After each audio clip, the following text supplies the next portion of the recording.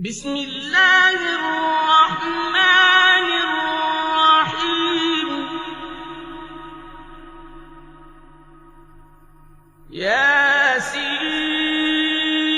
ياسين والقرآن الحكيم إنك لمن المرسلين على صراط مستقيم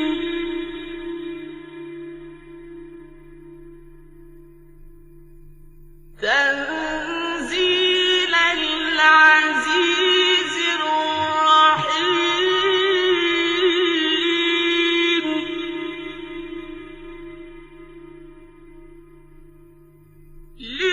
لتنذر قوما ما أنذر آباؤهم فهم غافلون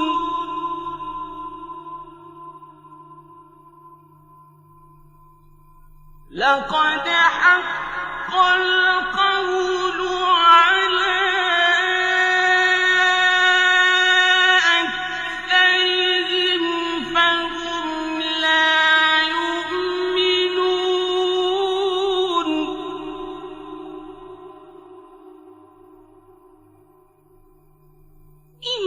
إنا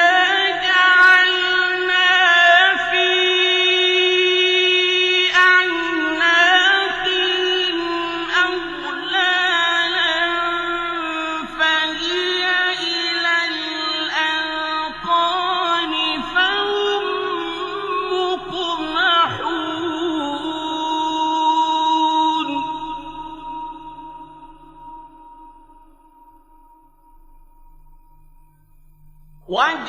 وجعلنا من بين أيديهم سدا ومن خلفهم سدا فأغشيناهم فهم لا يبصرون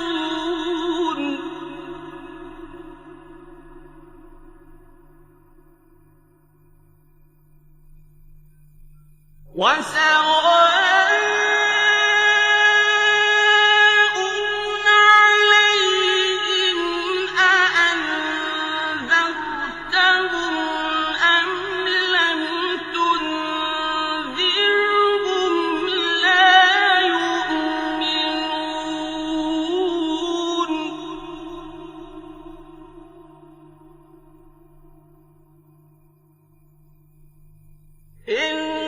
إنما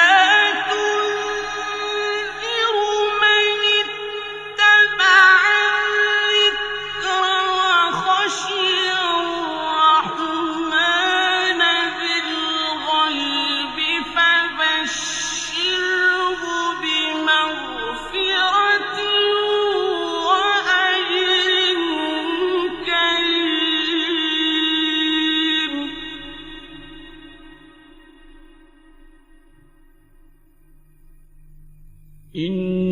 إنا نحن نحيي الموتى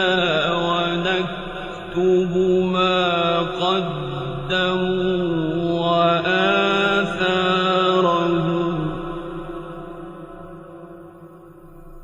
وكل شيء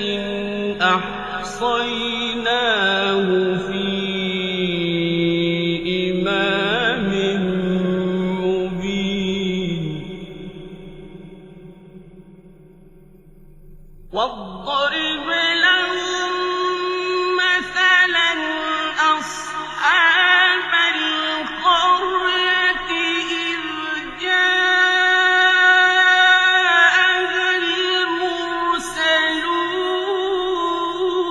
المرسلون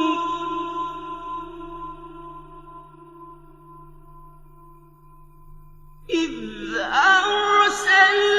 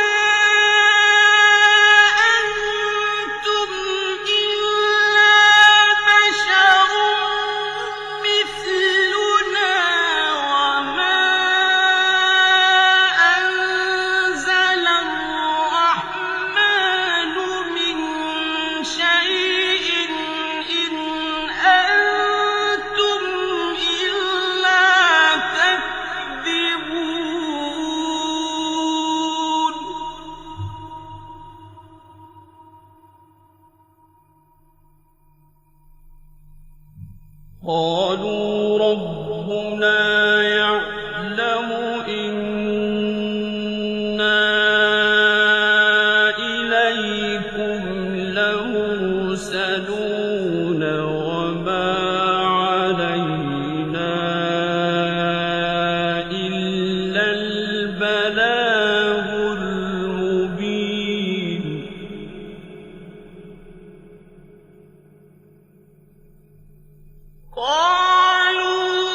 قالوا إنا تطيرنا بكم لئن لم تنتهوا لنرجمنكم وليمسنكم منا عذاب أليم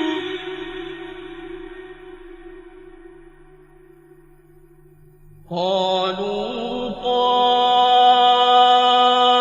طائركم معكم أئن ذكرتم بل أنتم قوم مسرفون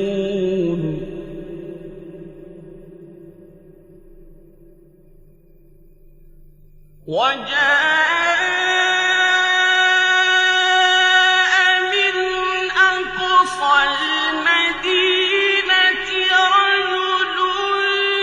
يسعى قال يا قوم اتبعوا المرسلين اتبعوا من لا يسألكم أجرا وهم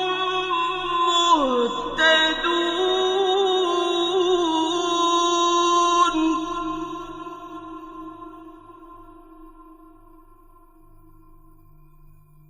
وما لي لا أعبد الذي فطرني وإليه ترجعون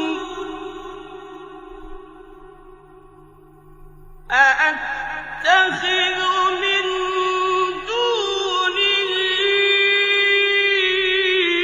آلهة إن يردني الرحمن بضر لا تغن عني شفاعتهم شيئا ولا ينقذون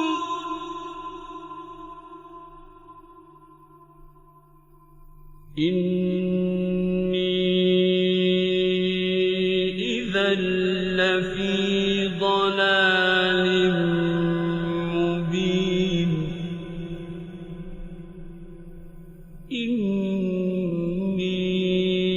إني آمنت بربكم فاسمعون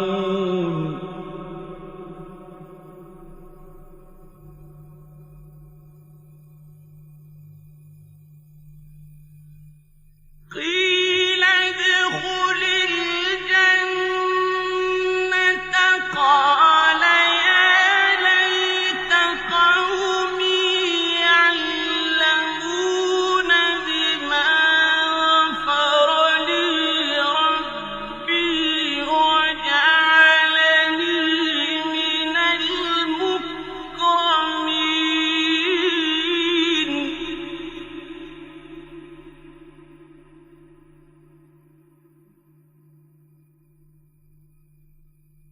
وما أنزلنا على قومه من بعده من جند من السماء وما كنا منزلين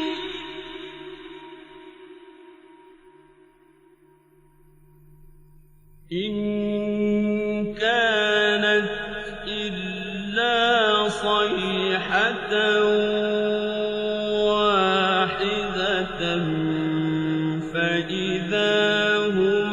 خَامِدُونَ يَا حَسْرَةً عَلَى الْعِبَادِ مَا يَأْتِيهِم مِّن رَّسُولٍ إِلَّا كَانُوا بِهِ يَسْتَهْزِئُونَ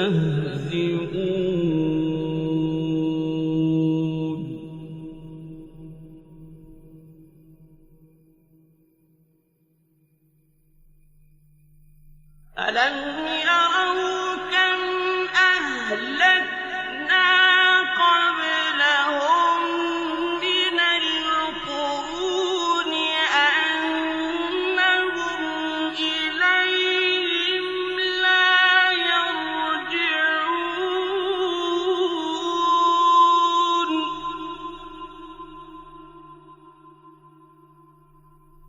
وَإِن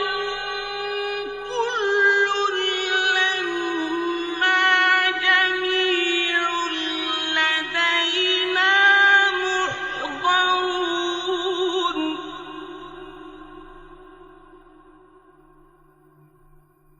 وَآيَةٌ لَّهُمُ الْأَرْضُ الْمَيْتَةُ أَحْيَيْنَاهَا وَأَخْرَجْنَا مِنْهَا حَبًّا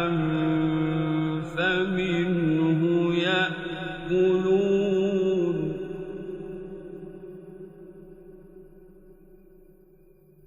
وَجَعَلْنَا فِيهَا جَنَّاتٍ مِّن نَّخِيلٍ وَأَعْنَابٍ وَفَجَّرْنَا فِيهَا مِنَ الْعُيُونِ لِيَأْكُلُوا مِن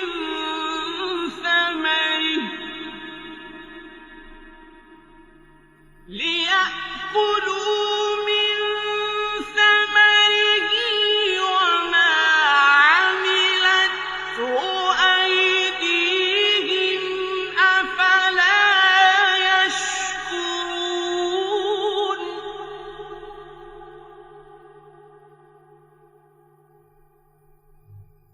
سُبْحَانَ الَّذِي خَلَقَ الْأَزْوَاجَ كُلَّهَا مِمَّا تُنبِتُ الْأَرْضُ وَمِنْ أَنفُسِهِمْ وَمِمَّا لَا يَعْلَمُونَ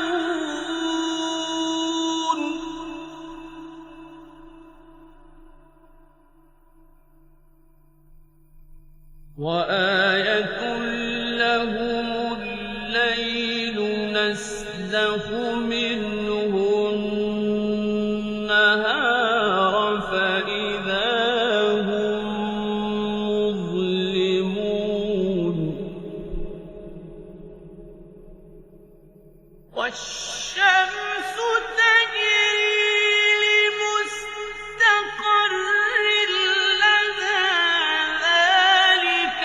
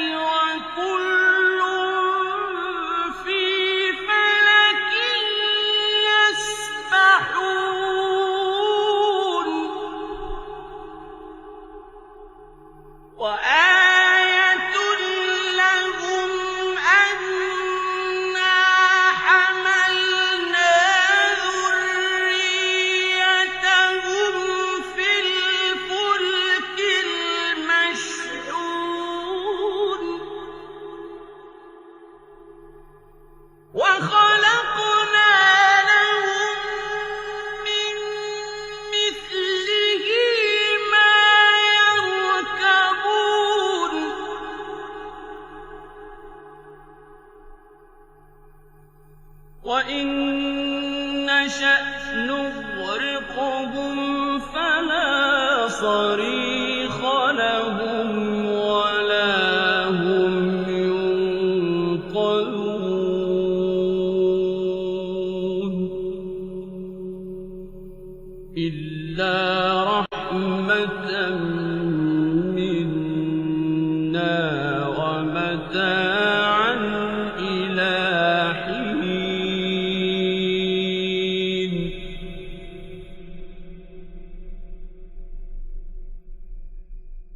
وإذا قيل لهم اتقوا ما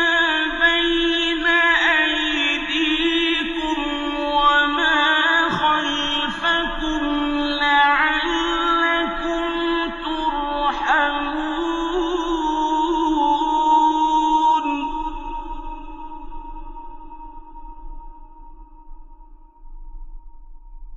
وما تأتيهم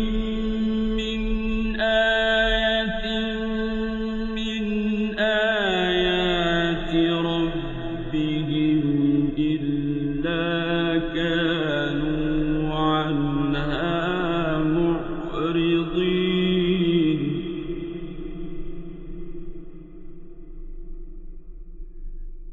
وما تأتيهم من آية من آيات ربهم إلا كانوا عنها معرضين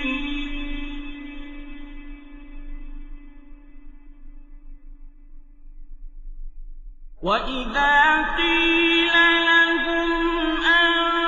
أنفقوا مما رزقكم الله قال الذين كفروا للذين آمنوا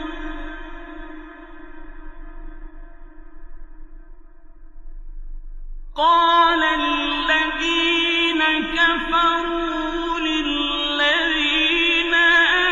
آمنوا أنطعم من لو يشاء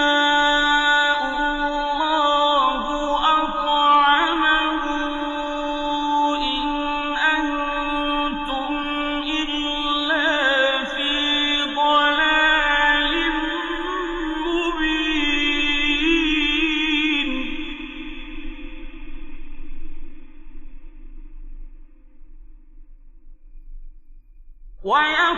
ويقولون متى هذا الوعد إن كنتم صادقين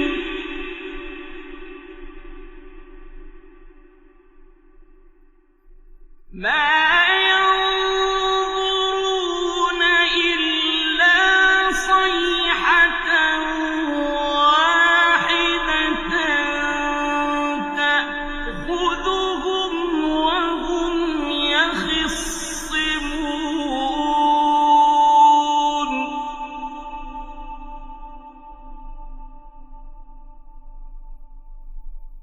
فلا يستطيعون توصية ولا إلى أهلهم يرجعون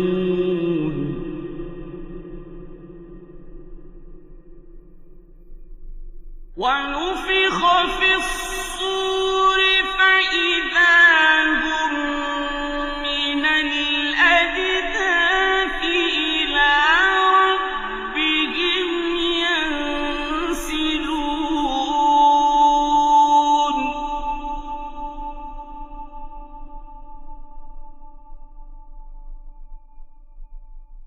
قالوا يا ويلنا من بعثنا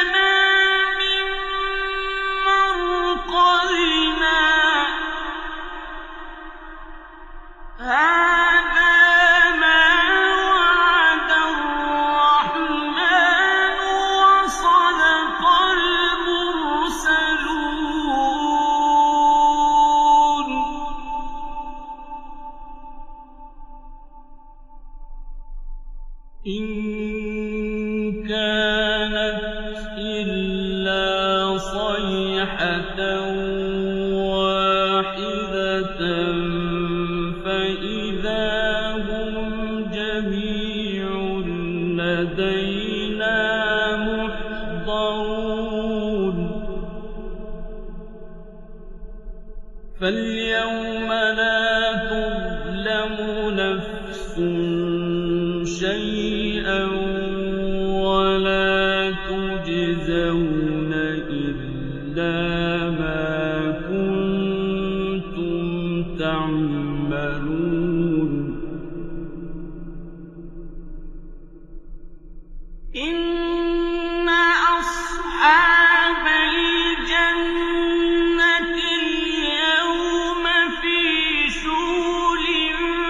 فَاكِهُونَ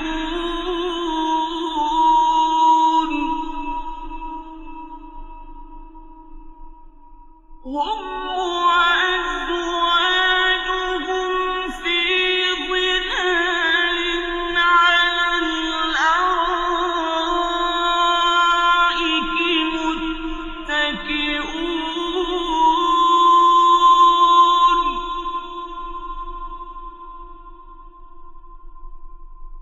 لَهُمْ فِيهَا فَاكِهَةٌ وَلَهُم مَّا يَدَّعُونَ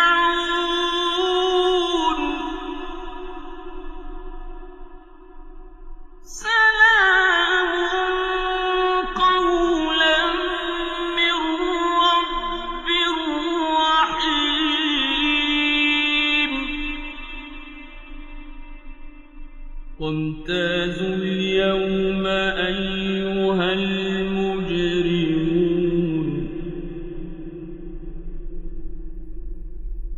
أَلَمْ أَعْهَدْ إِلَيْكُمْ يَا بَنِي آدَمَ أَلَّا تَعْبُدُوا الشَّيْطَانَ إِنَّهُ لَكُمْ عَدُوٌّ مُّبِينٌ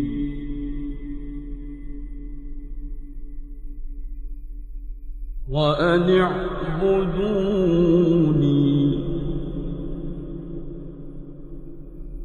هَٰذَا صِرَاطٌ مُّسْتَقِيمٌ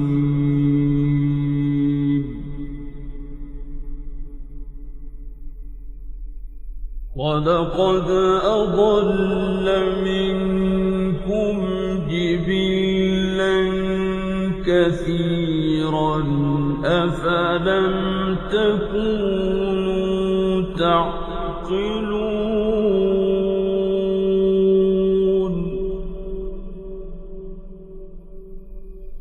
هَٰذِهِ جَهَنَّمُ الَّتِي كُنتُمْ تُوعَدُونَ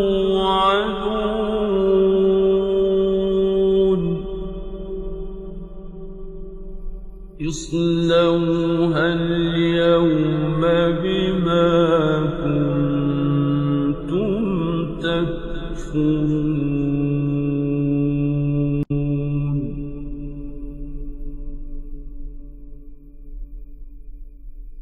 الْيَوْمَ نَخْتِمُ عَلَىٰ أَفْوَاهِهِمْ وَتُكَلِّمُنَا أَيْدِيهِمْ وَتَشْهَدُ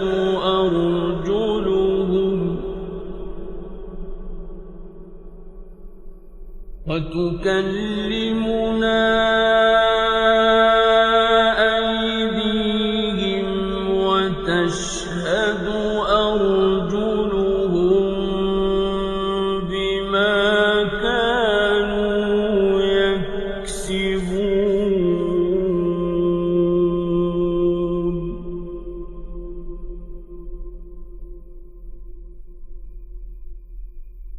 وَلَوْ نَشَاءُ لَطَمَسْنَا عَلَىٰ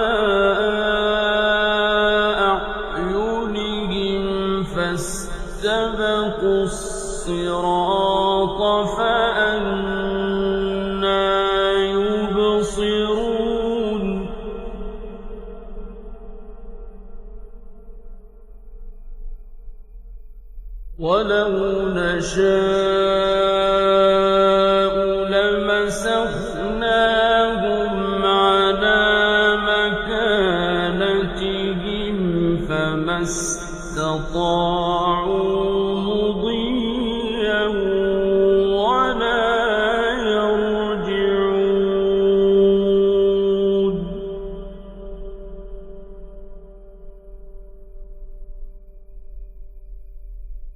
ومن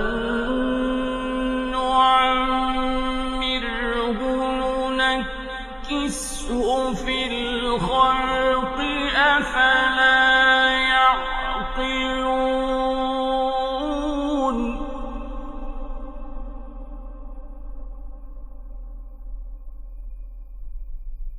وما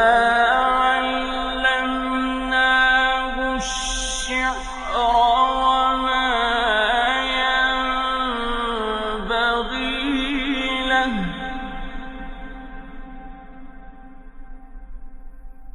إن هو إلا ذكر وقرآن مبين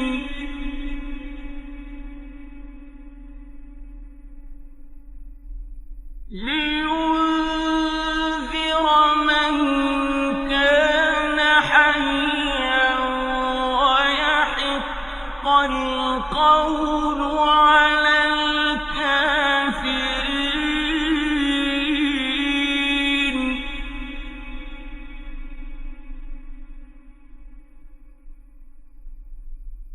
أولم يروا أنا خلقنا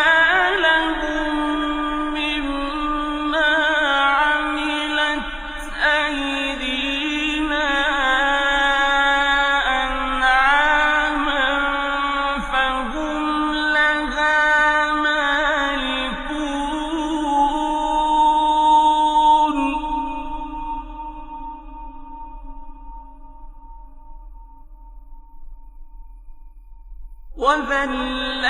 وذللناها لهم فمنها ركوبهم ومنها يأكلون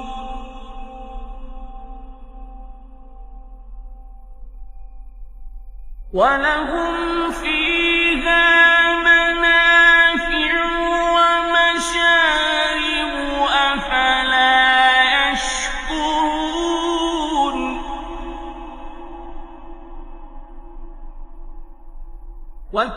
واتخذوا من دون الله آلهة لعلهم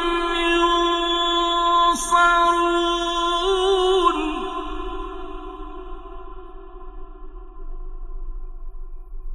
لا يستطيعون نصرهم وهم لهم جند محضرون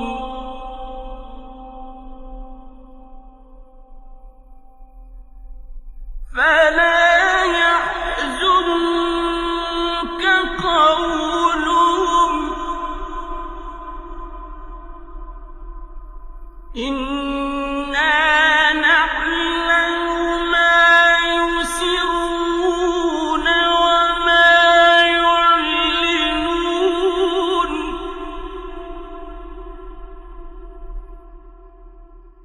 أولم ير الإنسان أنا خلقناه من نطفة فإذا هو خصيم مبين وضرب لنا مثلا ونسي خلقه قال من يحيي العظام وهي رميم قل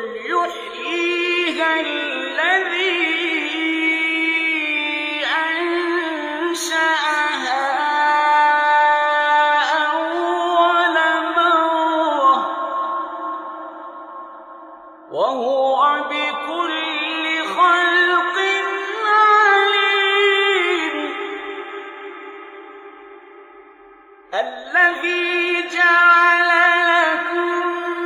من الشجر الأخضر نارا فإذا أنتم منه توقدون